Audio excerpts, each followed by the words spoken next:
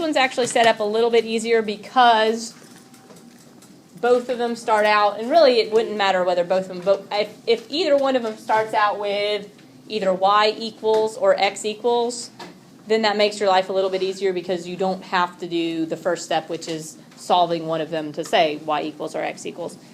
So once we have this, if y equals this in that equation, in order for the same solution to solve both of them, whatever y is here, y has to be the same thing there, right? I mean, that's the whole point of solving a system of linear equations is what x and y value makes both of them true at the same time. So whatever that y value is, that has to be the same, which means if that y value is negative 6x minus 8, then that y value is negative 6x minus 8. So I can replace this y value with what the other y value is equal to. Okay, so this is the whole point. We substitute for y what y equals in the other equation. So I'm going to replace y with negative 6x minus 8. So that's that y. And then this y gives us negative 4x minus 2. So now I have an equation that has x and x. No y's, which means it's only going to have one solution, right? Which is what we want. When you have a linear equation, it has infinitely many, but we want which of those infinite solutions is the one solution that works for both. So here, once I've gotten rid of my y, now I can solve for x. Now be careful. We haven't done these in a while. This is an equation that has variables on both sides. So the first thing I want to do is put them on the same side. So that means I'm going to have to solve, which means like I can subtract. Since I'm subtracting 4x, I can add 4x to both sides. So negative 6x plus 4x gives me negative 2x. And then I still have minus 8. And then on the right-hand side, my 4x's cancel out, and I'm just left with negative 2. Now it's just a two-step variable equation. So I need to get rid of my constant first. I'm going to add 8. So I get negative 2x equals 6. And then I'm going to divide by negative 2. So I get x equals negative 3. Now, just remember though, this is still a two-variable equation, so finding out what x is only the first half. Now, granted, it's the much more difficult half. The second half is much easier, because now I have a number instead of a variable expression. Plugging this in is pretty simple. Pick either equation. Which one do you want to use? Bottom one? All right, we're going to use the bottom one. So we're going to use y equals negative 4x minus 2. I missed my pen. My finger does not work as well. So we're going to replace x with negative 3 because we just found out that x has to equal negative 3. So y equals negative 4 times negative 3 minus 2. Negative 4 times negative 3 is 12. 12 minus 2 is 10. So y has to equal 10. So my solution is negative 3, 10. Now, one thing that I just realized I have not even thought to mention to any of my classes, and this is kind of a big deal, because you guys are doing IXL, and what do you hate about IXL? Everything. Okay, if you get one wrong, what happens? It knocks you back. Guys, in solving these equations, like in every solving equations question that we've ever done, one of the best things about solving an equation is you can do what? Check it. This is x. This is y. I should be able to plug it into this equation and have the two sides come out equal. And I should be able to plug the same x and y into this equation and have them come out equal. So let's look for a second. I'm going to erase some of my work here so that we can do that. So I'm going to make that go away temporarily. All right. So if I take the first equation y equals negative 6x minus 8. And I plug in, so I have y is 10 equals negative 6 times negative 3 minus 8. I end up with 18 minus 8, which is 10, which is what it was supposed to equal, right? So it works in the first equation, right? Then I can try my second equation. My second equation is y equals negative 4x minus 2. So I can plug in 10 equals negative 4 times negative 3 minus 2. So that gives me 12 minus 2. And guess what 12 minus 2 is? 10. 10. So it works out. So if you want to make sure that your answer is right before you hit that submit button and it knocks you down 10 points and then you try and throw your Chromebook out the window, you can simply plug the x and y in. And guys, you can even do it in your calculator. You can take that x value, plug it into there in your calculator, make sure it actually does equal whatever your y value is. You can plug it in, make sure the two sides check out in both equations. Make sure you test it in both. And if it works in both, then when you can hit that submit button with a certain amount of security and knowing that it's going to be right and you're not going to lose points. So that's a nice thing to know, especially because, you got like a test on Friday and checking your answer might be a good idea if you're not real confident. So anyway, just a thought.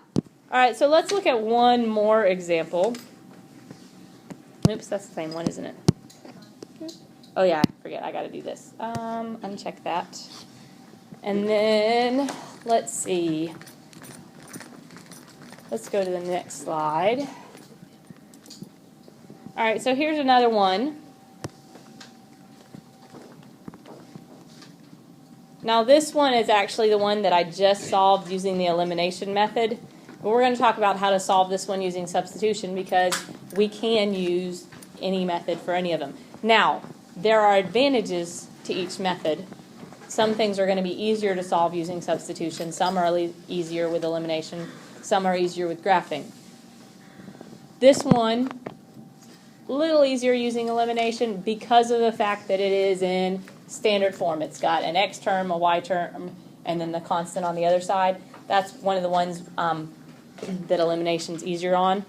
But if we look at this, we can solve this using substitution because I have negative x minus 3y. This one I have x by itself with one exception. What's the exception? It's negative. That makes a difference. When you're solving for x, solving for negative x is not the same thing as solving for x. So if I take this equation, negative x minus 3y equals 20, and I add 3y to both sides, I get negative x equals 3y plus 20. I'm not done at this point because this isn't x equals, this is negative x equals.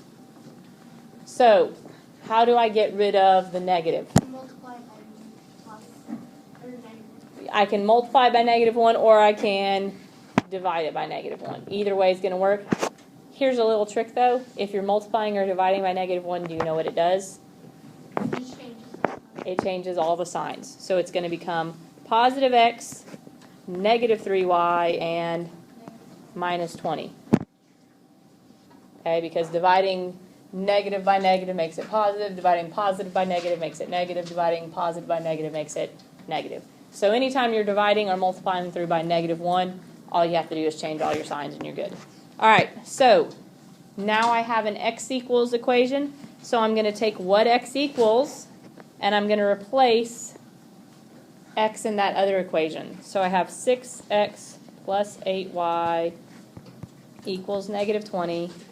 And I'm going to replace x with negative 3y minus 20. Everybody with me so far? Okay, we solve for x, and then we replace x. So that gives me 6 times negative 3y minus 20 plus 8y equals negative 20. So this is just that exact equation with x being replaced by negative 3y minus 20. Once you get to here, this is just solving equations like we did in Unit 1. Now, it's not a super easy one because we do have parentheses, which means we're going to have to do distributive property. We have like terms that we're going to have to combine. So it's not the easiest. So you're going to have to watch out for those careless mistakes. But it really is just a solving equation. So I'm going to do 6 times negative 3y, which gives me Negative 18. and I have 6 times negative 20, which gives me negative 120. Thanks for the help there, guys. Then plus 8y equals negative 20. I keep running out of room. I need to make it bigger. All right, so from here, negative 18y and positive 8y are like terms. So I'm going to just combine them. Negative 18 and positive 8 makes negative 10y minus 120 equals negative 20. And now it's just a two-step equation, so I need to get rid of the constant. So I'm going to add 120. And then because I didn't make my room work well, I'm going to move it over here. So I've got 10y equals 100. Oops, sorry, negative 10y. That's kind of important. So negative 10y equals negative 20 plus 120 is 100, right? So now I just have to divide by negative 10 on both sides. And I get y equals negative 10. All right. So now I know what y is, which again is only the first half of my equation, but it is the hardest half because now it's simply a matter of plugging that in. And I always have an equation that's really convenient to plug it into because the first thing I did was solve for x, which means I have an equation that says x equals something involving y.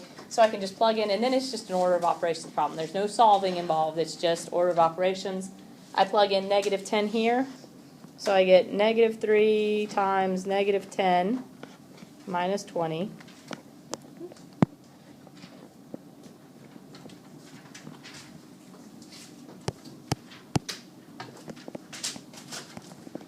And then negative 3 times negative 10 is 30. And 30 minus 20 is 10. I know that's really messy. I'm sorry. So we get my y value is negative 10 and my x value is 10. So my solution is 10, negative 10. And again, I should be able to plug those values in for my x and y. And like if I plug in x is 10, so negative 10 minus 3 times negative 10, so negative 3 times negative 10 is 30. So negative 10 plus 30 is 20. That works out. And if I plug it in there, 60 minus 80 is negative 20. So that also works out. So that solution works for both, which means it is my equation. Yes? Do you have to plug in y to the x equals equation? Because what I did was I just plugged it into one of the... No, well, I mean, the x equals equation is just that equation. It's just reordered. The only reason I say plug it into that one is because then you don't have to do a inverse operations to solve it because it's already in order. That's the only reason I picked that one. But yeah, you can plug it into either one and it'll give you the right answer. That's just the easiest one in my opinion. Hannah? Yeah. All right, so I'm going to give you the rest of the time to go ahead and work through some on your own. If you need help with one, call me over and I'll try and get there as quickly as I can.